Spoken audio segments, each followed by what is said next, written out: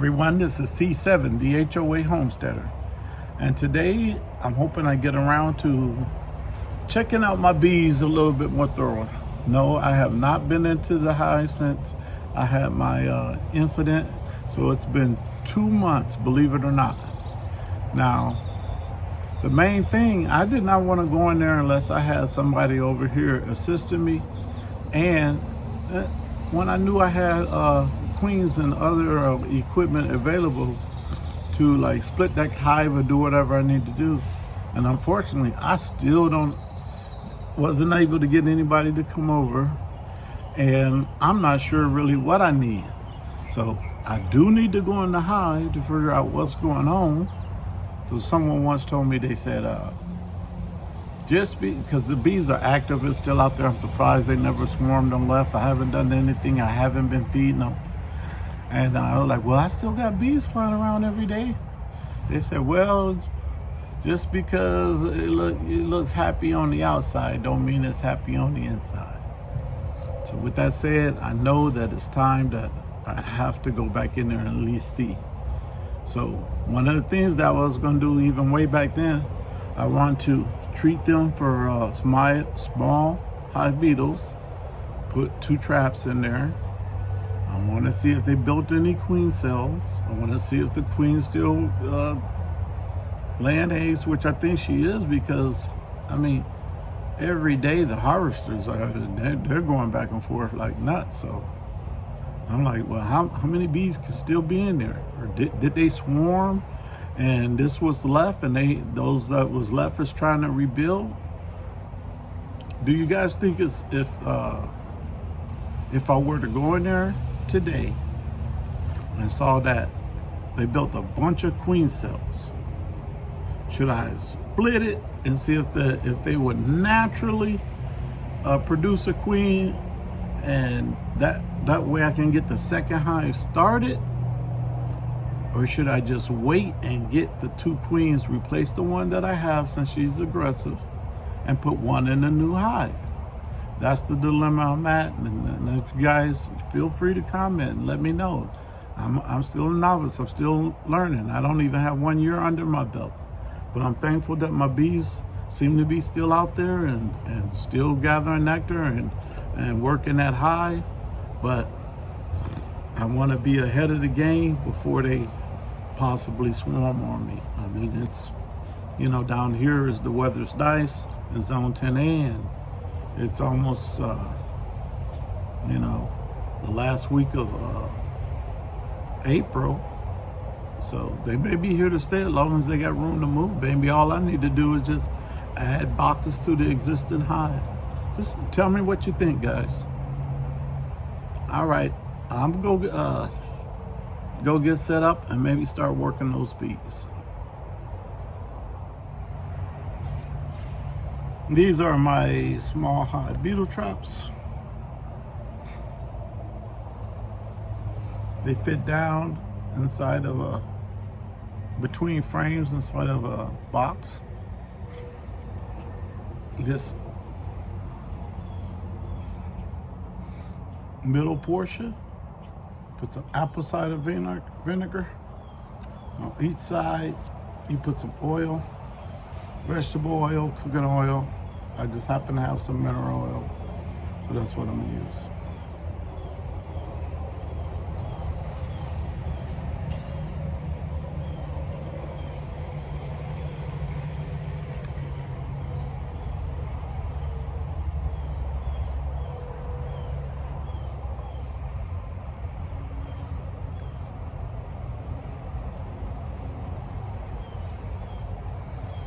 They'll smell the apple cider vinegar, try to get to it, drown in the oil on the sides on the way there.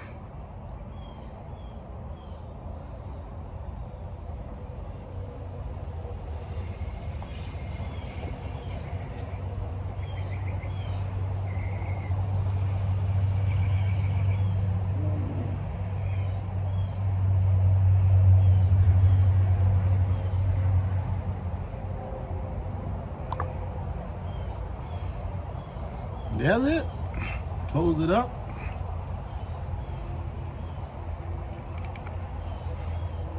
ready to go into the hive. Just got to help it keep it balanced until you actually stick it in the hive. As soon as it falls over, all the stuff leaks out.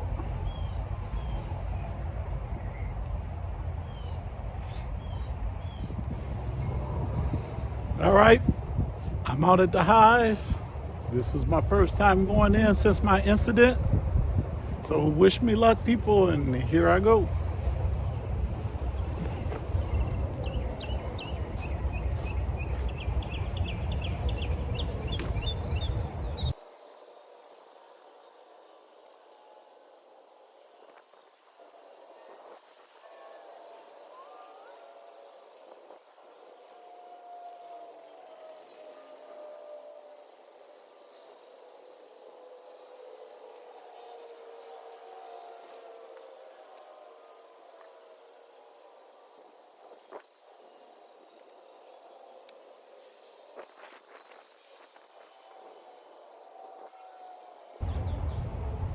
Little honey. Now you see how calm they are, not buzzing around my head. This is how they supposed to act.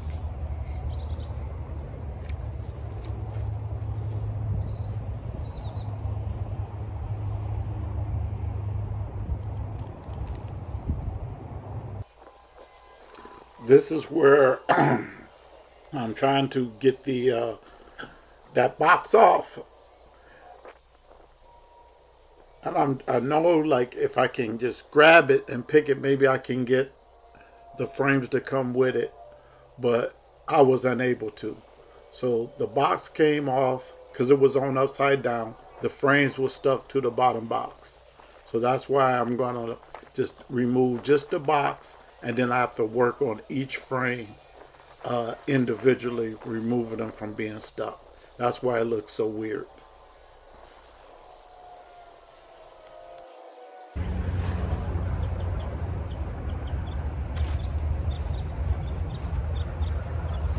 Full of honey, full of honey.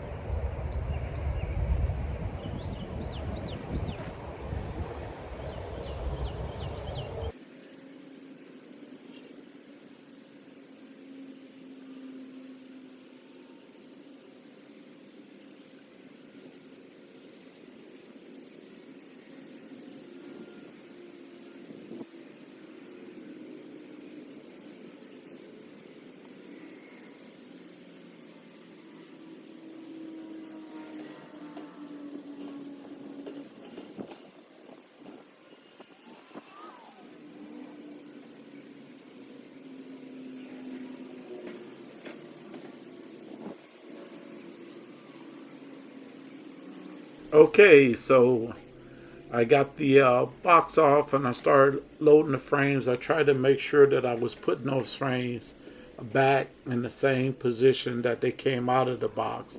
It's just that when I put it back on, it'd be right side up. And then as I was doing so, then it hit me like it's so many bees in here that it's probably best that I go ahead and add an additional box. So that's why I disappear out of the footage for a while I went to go retrieve the other box. As you see, I'm back. I'm trying to decide what to do with the queen excluder and all.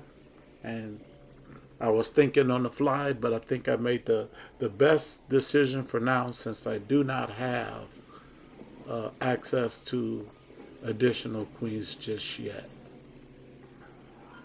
So now that's going to give the queen the ability to move about between those two deep boxes.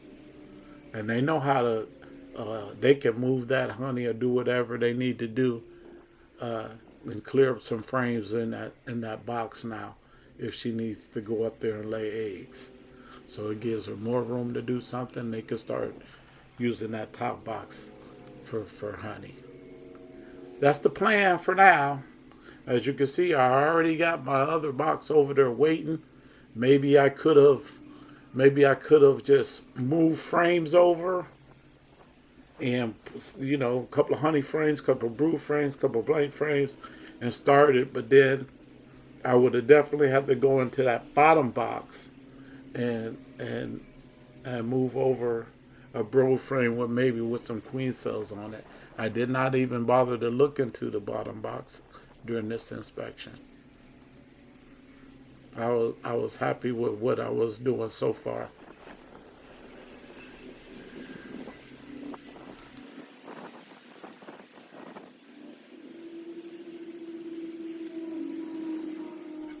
Well, this is when I noticed that, man, you did not add either of your hive beetle traps, which they should have went like closer to the bottom box or at least the middle box. But since I made them up, I wanted them inside the hive, so I just picked one up off the table and lift that lid and put it in place. I did not get the other one because, like I said earlier, if they fall over, all the stuff spilled out, and that's what happened to me. One of them fell over and all the stuff spilled out onto that table. So now it's time to secure everything back, and I'll be done.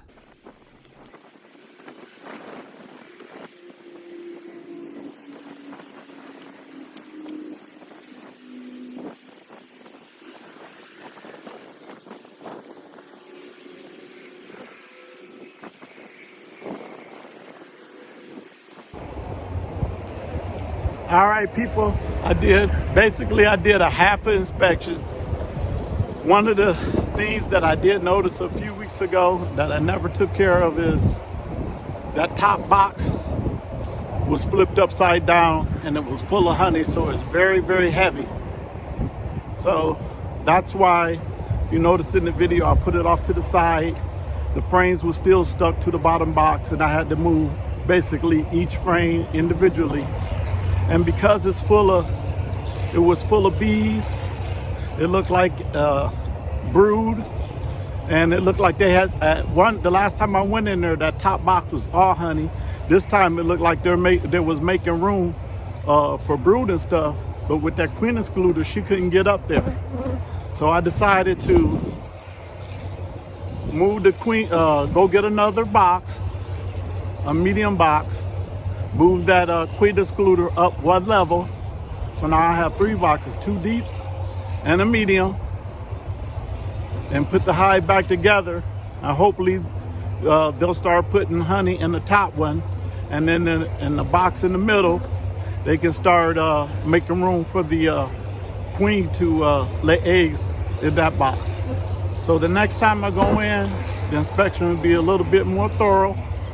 The bees are like medium active. You see them buzzing around me, but it's nothing like that last time I went in. So I think I'm gonna be all right today. A little bit nervous. They say bees can sense nervousness, so let me shut this down, get my wind, get my wits, and I'll get back with you once I get inside the patio. All right, I'm in from trying to work my bees. I didn't get as thorough as I would like to have. I got a little nervous out there, and because it took me so long to fix the position of that top box, flip it over into the right position, put the frames back in there properly, and so I decided, hey, let me concentrate on doing this, at least getting it back up right. And then the bees wasn't that bad today, but I was nervous. So it's not good to work when you're too nervous. So got that thing up right, put the frames back in, and then at one point I was like, hey, I better, this might be a good time to add a box, because there was so many bees in there, and it looked like they were trying to turn the one that was on top, like a honey super, into a place where they could, the queen could put some brood in there, so and lay some eggs. So before, it was just full of honey. So with that said, I came and got another box, put it on top, and then I moved the queen excluder up one level. So if they want to transfer honey or do whatever it is they do, they got the room to do it. I hope that wasn't a mistake. So far in my beekeeping journey, any little mistakes I've made been to my favor. And I hope that continues into the fall, and we'll see what happens. I would like to do an alcohol wash, but since it's so close to May now, I already decided that what I'm going to do is I'm going to treat for the veromites again in May, the month of May, once a week with my mineral oil mix that I have and my defogger. And so that's what I'll be doing in May. And then in June, I'll do an alcohol wash. And then that way I can treat in June up to maybe July, and then I have August, September, October, whatever, for them to bring in more nectar, more honey, and do their business. But with that said, people, I'm pleased. You know, I had to get past this first time re-entering the hive, so, and I did it without anyone being here, so I guess that's an accomplishment. Yeah, it's an accomplishment. So once again, with that said, you have been with C7, the HOA Homesteader. And you know my motto, just because you may live in an HOA doesn't mean that you cannot grow food or take care of bees. Thank you, and come again.